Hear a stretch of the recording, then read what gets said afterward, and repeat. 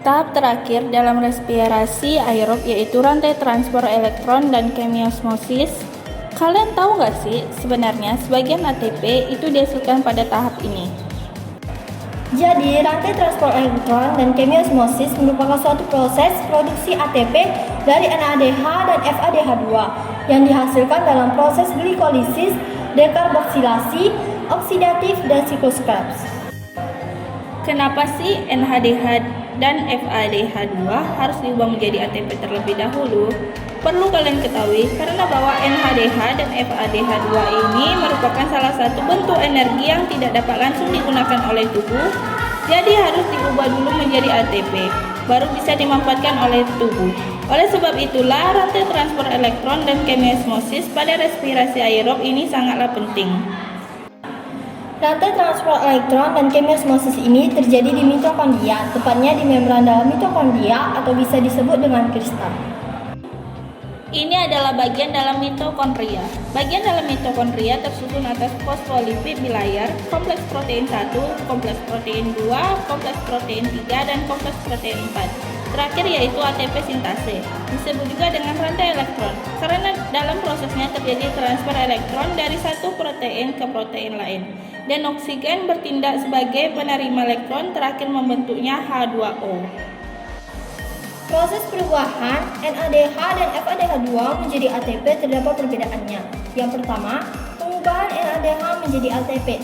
Proses yang terjadi, transport elektron diawali dengan NADH yang akan diuraikan menjadi NAD+. Hal ini akan membuat elektron hasil reaksi memasuki kompleks protein 1. Lalu, dikirimkan ke ubiquinon saat NADH mengalir ke kompleks protein 1. Saat elektron melewati kompleks 1, hal ini akan memicu memompanya ion H+ menuju antaromembran. Elektron dari ubiquinon akan dibawa melewati protein 3 ke sitokrom C. Saat melewati protein 3, hal ini akan memicu memompanya ion H+ menuju antarmembran. Kemudian, sitokrom C elektron akan membawa ke matriks melalui kompleks protein 4. Saat elektron melewati kompleks protein 4, maka akan memicu memompanya ion H+ menuju antarmembran. Selanjutnya, elektron akan diterima oleh molekul oksigen yang kemudian 2H+ membentuk H2O. Bila kita hitung transport elektron macam-macam protein tadi memicu memompanya ion H+ menuju ruang antarmembran. Ion H+ atau proton tersebut akan kembali menuju matriks mitokondria melalui enzim ATP sintase. Kemudian, ion H+ melewati ATP sintase membentuk ATP bersamaan karena ada 3 ion H+ yang masuk pada bagian matriks, maka terbentuklah 3 molekul ATP sehingga dapat kita simpulkan bahwa setiap satu NADH menghasilkan 3 ATP. Kita masuk ke proses pengubahan FADH2 menjadi ATP. Pertama, FADH2 akan diuraikan menjadi FAD+, kemudian elektron masuk ke kompleks protein 2.